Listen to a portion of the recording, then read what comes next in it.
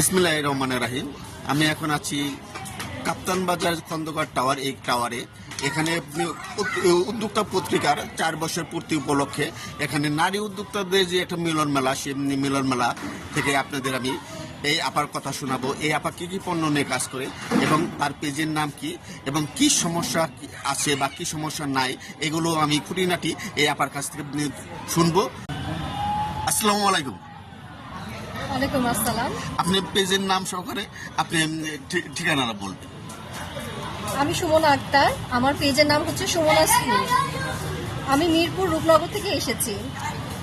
উদ্যোক্তা পত্রিকার 4র্থ বর্ষ উপলক্ষে উদ্যোক্তাদের ইনভাইট করা হয়েছে। সেখানে সব উদ্যোক্তার মাঝে আমিও একজন উদ্যোক্তা, আমিও ইনভাইটেশন পেয়েছি এবং আমার এই প্রতিষ্ঠানের প্রচারণার জন্যই আমি এখানে এসেছি।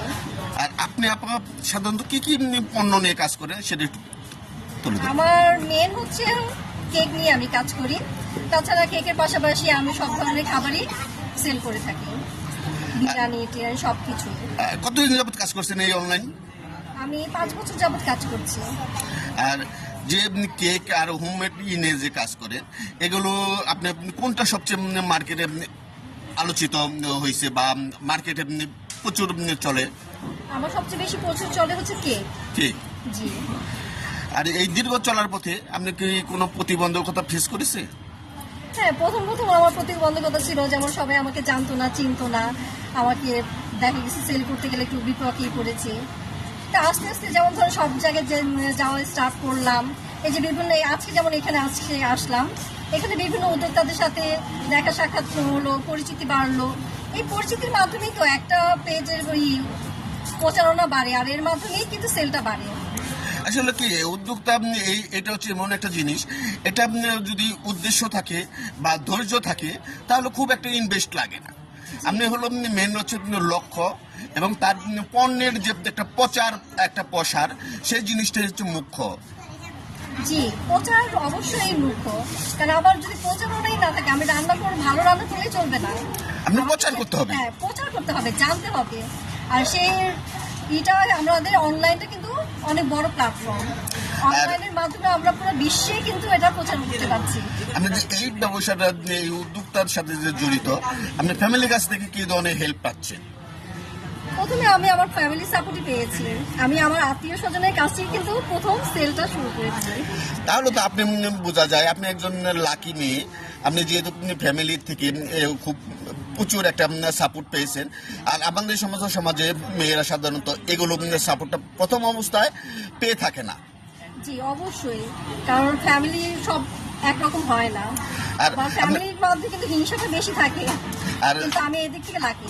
আর আপনি ভবিষ্যৎ কি পরিকল্পনা কি, মানে এই উদ্যোক্তা আপনি থেকে আপনি কোন পর্যায়ে দেখতে চান আপনাকে? আমি চাই আমার নিজস্ব একটা ব্র্যান্ড তৈরি করতে এবং নিজস্ব একটা দোকান দিতে। আপনি লক্ষ্য ভালো দোয়া করি। আপনি যেহেতু দীর্ঘদিন যাবৎ এই লাইনে কাজ করতেছেন, আর আপনার উদ্দেশ্য এবং আপনার যে সাফল্য দোয়া করি সেটা আপনি অতি সত্বর পেয়ে যান। এবং নতুন নতুন উদ্যোক্তাদের জন্য আপনি কিছু বলবেন? নতুন উদ্যোগের বলবো ধৈর্যটা কিন্তু অবশ্যই থাকতে হবে। মানুষ ধৈর্যের দ্বারাই টিকে থাকে। যাদের ধৈর্য নাই সে কিন্তু বিজনেসে টিকে থাকতে পারবে না। আর আমি আপনাদের একটা কথা বলতেছি, এখানে কোনো পণ্য সামগ্রী মেলা বসানো হয় নাই। এটা শুধু উদ্যোক্তাদের যে মত বিনিময়, যে কিভাবে পণ্য প্রসার করতে হয়, কিভাবে পণ্যটাকে ডেভেলপ করতে হয়, সেগুলোর জন্য এখানে একটা খোলামেলা যে মিলন মেলায় একজনের সাথে মত বিনিময় করা, সেটার জন্য আমি আপুর সাক্ষাৎকার নিলাম। আর আপু যেহেতু পণ্য নিয়ে আসে নাই, আপুর পণ্যটা দেখাতে পারছি না। আর আপুর সাথে নেক্সট কোনো ব্লকে, নেক্সট কোনো এপিসোডে দেখা হবে। আর সেদিনে আপার পণ্য সহকারে আপার যে হোমমেড কেক, সেগুলো আমি আমার এই পেজের মাধ্যমে উপস্থাপন করব।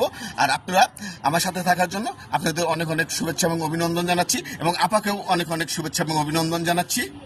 ভালো থাকবেন।